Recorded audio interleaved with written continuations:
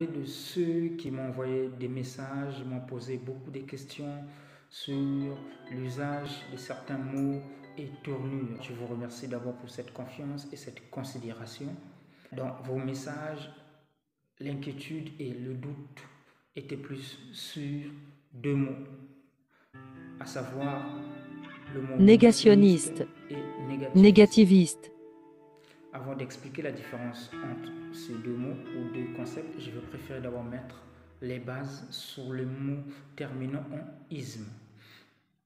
Retenez ces trois règles très importantes qui sont des bonnes bases sur lesquelles vous n'aurez plus de difficultés sur la confusion de ces mots en isme. Trois règles à savoir et à retenir. La toute première, tous les mots en isme ou tous les mots qui se terminent en isme sont toujours généralement masculin singulier, jamais pluriel féminin, jamais, toujours masculin singulier. Par exemple, le féminisme, le régionalisme, l'athéisme, l'humanisme, toujours masculin singulier.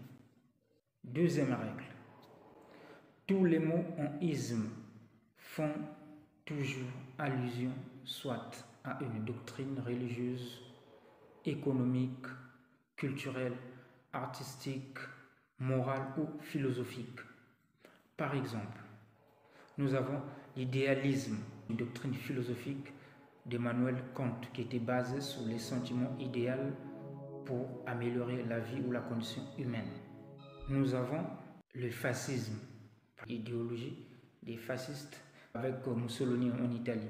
Nous avons l'humanisme ou le surréalisme. Ce sont des idéologies. Le surréalisme, par exemple, c'est une idéologie littéraire. Nous avons par exemple le réalisme avec Gustave Flaubert, qui était une idéologie basée sur la description fidèle de la réalité. La troisième règle, toutefois que vous verrez un mot écrit avec un isme à la fin, sachez que ce isme est porteur de valeurs doctrinales, des valeurs comportementales ou des valeurs linguistiques dans un coin donné. C'est pourquoi je vous ai dit dans la deuxième règle, tous les mots en isme font allusion soit à une doctrine ou une idéologie économique, politique, religieuse, morale, soit ils font allusion à un comportement, à une attitude ou à une civilisation dans un coin donné, soit il fait allusion à une tournure linguistique d'un pays, d'une contrée, d'une nation ou d'un milieu donné. Dans ce sens, vous allez écouter parler ou entendre parler du néologisme. Un néologisme, c'est un mot créé dans un milieu donné. Par exemple, vous allez écouter un terme, par exemple le congolisme. Ça veut dire c'est un terme où ce sont des mots, où c'est la manière de faire dans un milieu propre aux Congolais. Alors, pour revenir sur les deux mots entre négationniste et négativiste, je commence d'abord par négationniste. Le mot négationniste est le qualificatif du non-négationnisme. C'est une manière de qualifier une personne qui pratique la doctrine négationnisme. On l'appellera négationniste. Alors, c'est quoi la doctrine négationnisme? La doctrine négationnisme, c'est cette doctrine qui est basée sur le refus total et absolu de toute expérimentation historique, où les pratiquants de cette doctrine ou de cette idéologie se sont illustrés en refutant totalement l'existence du génocide juif par les nazis. Les négationnistes, ils n'acceptent pas tout fondement historique, tout ce que raconte l'histoire. Et ils sont basés sur le révisionnisme. Pour eux, tout est à révisionner ou à réviser. Il faut tout revoir. Ils n'acceptent pas tout ce que l'histoire raconte, tout ce que l'histoire relate, toutes les expériences historiques. Et ils sont basés surtout sur le refus du génocide nazi. Ils sont catégoriques là-dessus. Et aujourd'hui, le négationnisme est utilisé par extension comme pour qualifier ceux qui refusent aussi d'autres génocides qui se sont passés ou qui se sont produits partout ailleurs dans le monde. C'est aussi utilisé par extension pour qualifier des personnes qui refusent toute forme de massacre pratiquée ou qui s'est produite dans d'autres pays du monde qui sont qualifiés comme crimes contre l'humanité. Alors quand vous refusez de croire ou alors quand vous vous tenez en opposition contre l'existence de tels massacres à valeur ou à échelle qualifiée de crimes contre l'humanité, vous serez traité de négationniste. Là, c'est une doctrine. Et un négationniste, vu qu'il est endoctriné, il est dans l'idéologie, on ne peut jamais le changer. Il reste dans leur idéologie, il reste dans sa pratique. Pour le changer, il faut qu'il sorte dans cette idéologie ou qu'il sorte dans cette doctrine. C'est comme un chrétien. Vous n'allez pas convaincre un chrétien sur sa croyance du christianisme. Pour qu'il cesse de croire au christianisme, il faut qu'il quitte le christianisme. C'est-à-dire, en ce moment-là, il abandonne le christianisme. En ce moment-là, il aura une vision tournée d'ailleurs. Mais sinon, il est dans son idéologie. S'il fait des pratiques, s'il s'agenouille chaque matin, par exemple, un catholique, dans le catholicisme, si ça nécessite qu'il doit prononcer le chapelet Marie, Mère de Jésus, c'est sa doctrine, il le fait régulièrement en respectant les rites, rigueurs. Vous n'allez pas le convaincre de lui dire non, il ne faut plus pratiquer le chapelet dans ce sens. Voilà. Il reste focus dans sa doctrine. C'est difficile souvent de convaincre ces gens-là. Et c'est souvent presque impossible pour les convaincre. Ça veut dire qu'ils doivent quitter la doctrine et puis s'adhérer à votre idée. Mais tant qu'ils sont dans cette doctrine, ils gardent leur position endoctrinale. Un négationniste n'est pas une personne que vous pouvez changer si facilement comme du jour au lendemain ou convaincre si facilement. Lui, il est dans la doctrine ou elle est dans la doctrine. Tandis qu'un négativiste, c'est cette personne qui est dans ce comportement négativisme. C'est un comportement, c'est le négativisme. C'est juste un comportement de doute, de négativité.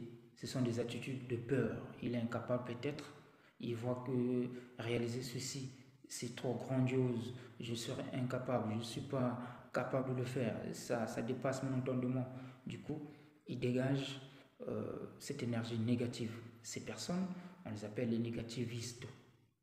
Donc, si tu as un ami avec qui vous êtes souvent ensemble, qui a toutefois des attitudes ou a toutefois dégagé de l'énergie négative, c'est un négativiste. Il n'est pas négationniste parce qu'il n'est pas dans une doctrine. C'est ton ami, tu peux le convaincre, tu peux lui changer en pessimiste, en devenant optimiste. Facilement, tu peux lui démontrer que non, c'est que tu dis, par exemple, non, tu as juste peur pour rien, parce qu'on peut faire ceci, cela, et puis ça va réussir. C'est juste souvent des personnes qui sont détruites et qui sont emballées par un manque de confiance en soi. Voilà, ce sont des gens qui sont souvent écrasés par un pessimisme incontrôlable, incessant. C'est ce qui fait que ces gens-là soient négativistes. Et souvent, ces gens aussi, ils ne sont pas négativistes tout simplement parce qu'ils ont peur, d'autres par jalousie ou par haine. Vous voulez par exemple réaliser un projet, vous voulez par exemple réaliser quelque chose qui vous donnera du succès, qui vous ramènera à une échelle qui est celle que vous êtes aujourd'hui. La personne qui est à côté de vous, qu'est-ce qu'il fait? Il vous dégage de l'énergie négative pour vous décevoir, pour vous ramener toujours plus bas, afin que vous restez toujours là au même niveau que lui, ou peut-être parce que lui se sent incapable de faire ce que vous avez pensé. Alors qu'est-ce qu'il fait? Il vous injecte cette manière négative. En ce moment-là, cette personne, c'est une négativiste. Il n'est pas négationniste. Les négationnistes sont dans une doctrine, une idéologie propre donnée. Là-bas, il y a des pratiques, des critères. Pour adhérer à cette doctrine, il y a des choses qu'il faut respecter. C'est comme pour adhérer à une religion, il y a des pratiques qu'il faut respecter. C'est comme pour adhérer à un courant, à une association, à un mouvement littéraire par exemple, à un mouvement politique. Voilà. Il y a des modalités, il y a des conditions qu'il faut respecter avant l'adhésion. Tandis qu'un négativiste, ça n'a aucune condition, c'est juste un comportement comme ça à la personne. Voilà. À cela, il y a aussi la différence négationniste, ségrégationniste dans l'orthographe. Et j'en parlerai plus dans les prochaines vidéos. Et vous aurez un mot en isme ou iste qui nécessite un N. Sachez que le N se double. C'est-à-dire, vous avez un mot comme ségrégationnisme. Pour qualifier la personne qui pratique le ségrégationnisme, vous direz de lui que c'est un ségrégationniste. Et le N du milieu se double, ça va s'écrire avec 2 N. De la même manière aussi, un négationniste ou une personne qui pratique le négationnisme, le négationniste, le N du milieu va se doubler, donc ça va s'écrire avec double N. Comme dans toute règle, il y a toujours des exceptions. Donc, dans le principe du mot onisme, nous avons des cas particuliers qui font exception, qui sont onisme, mais qui ne forment pas forcément leur adjectif ou les noms des pratiquants ou praticiens onistes. Par exemple, charlatanisme, c'est un charlatan. Chauvinisme, c'est un chauvin. Crétinisme, un crétin. Despotisme, c'est un despote. Freudisme, c'est un freudien. Héroïsme, héros. Pédantisme, pédant. Protestantisme, protestant. Snobisme, snob. Voyeurisme, voyeur. Nous avons certains mots ici qui sont des noms en isme, mais qui ont pour dérivé en ic. Par exemple, agnosticisme, agnostique. Catholicisme, catholique. Civisme, civique. Fanatisme, fanatique. Laïcisme, laïque. Romantisme, romantique. Scepticisme, sceptique. Il y a aussi des mots qui n'ont aucun lien avec la doctrine, ni une forme de civilisation ou comportement, ni encore une valeur ajoutée linguistique propre à une contrée ou à un milieu donné, comme des mots automobilistes, trompettiste plutôt. Il y a aussi des mots comme impressionniste. Nous avons des mots comme l'amateurisme, l'ascétisme, l'athéisme. Ceux qui pratiquent de l'amateurisme, c'est l'amateur. L'athéisme, celui qui pratique, c'est un athée. L'ascétisme, c'est l'ascète qui en pratique. Voilà, si vous avez aimé la vidéo, partagez et mettez un petit j'aime pour m'encourager pour de prochaines vidéos. Aussi, je vous rappelle, la prochaine vidéo sera comment utiliser être intéressé, et ça m'a intéressé. Comment et quand et pourquoi l'utiliser. Merci.